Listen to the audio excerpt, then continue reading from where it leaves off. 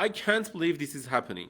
This laptop with a metal unibody and a 3K OLED display costs only $600. Why? Because it has a Snapdragon X Plus chipset. Let's review Asus Vivobook S15.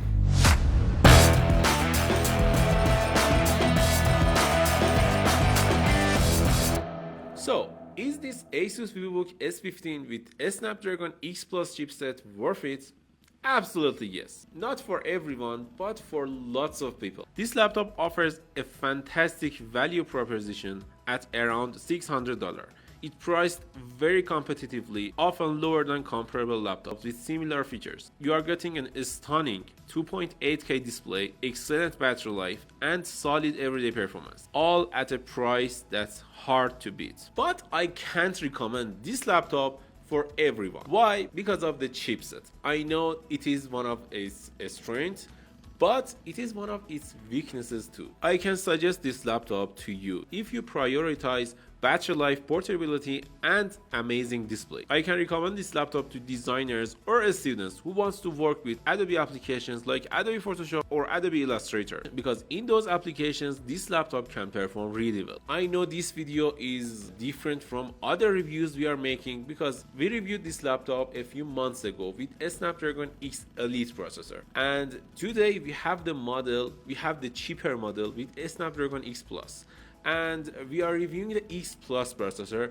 in this specific video. As I said earlier, this laptop delivers a fantastic display with 2.8K OLED 120Hz refresh rate display, and all I can say, it is just beautiful. And if you are a designer and looking for a laptop at this price point, you can consider buying this laptop. But if you are a video editor or some kind of person like that, you should not buy this laptop.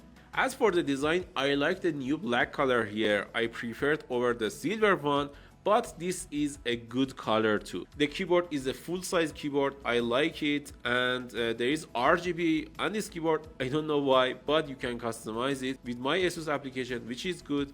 And also the port selection is completely fine. As I said in the last video, I will link the full review of this laptop with X Elite processor under this video. So let's talk about X Plus. For general use, I can say the X Plus processor is fine and it is enough for you. You can get amazing performance with this laptop. It's almost the same when it's plugged in compared to battery mode, and all I can say, this is a cheap MacBook with Windows. We tested some benchmarks in this laptop, and I will just tell you about the benchmarks that can run fine with ARM processor. In Cinebench 2024, we got 745 points, which is good, and it's a good score for this laptop. I mean, it scores better than some Core i5 laptops, which is good. In Geekbench 2, we got acceptable results at around 11,000 scores in multi-core, which is good. We also tested some games in this laptop like Shadow of the Tomb Raider. Others won't run perfectly fine, like Rainbow Six Siege or something like that. You can run those games, but they can't run good, and you should not play games with this laptop. It's not built to play games. You should know that. And in Shadow of the Tomb Raider, we got 31 FPS in average in 800 by 600 resolution. It is the lowest resolution this game can play. It is not good. I mean, don't play games with this laptop, please. If you want, you can play games like Candy Crush or something like that, the games that iPad can run, but you cannot play demanding games. At the end, I should say, the Vivobook S15 is a compelling device that showcases the potential of a Snapdragon platform. I'm excited to see how this technology evolves in the future, and I know at this price point, a Snapdragon platform can grow and be bigger and better in the future. What do you think about the Asus Vivobook S15 with a Snapdragon X Plus? Tell us in the comments below, and if you like this video, don't forget to like and subscribe.